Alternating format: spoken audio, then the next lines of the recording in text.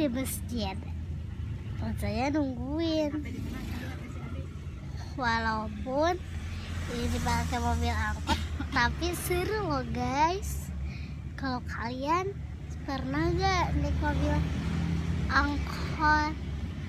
Kalau pernah, like, comment, dan subscribe. Ya guys, nama saya itu kelas 2, mau naik kelas 3. Ya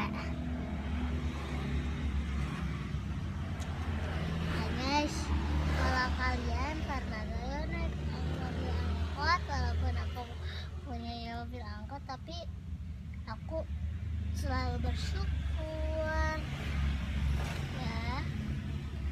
Aku bersyukur kepada Allah. Aku bersyukur kepadamu ya Rabbi, ya Rabb. Oh guys, ini di toko Selamat Cianjur. Yang ada harimaunya itu yang sebelah cukur kan,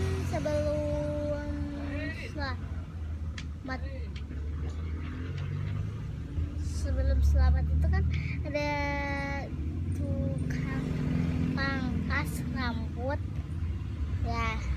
Nah,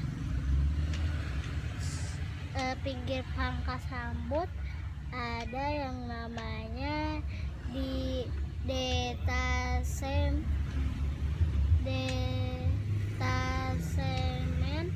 Zeli, Ayolah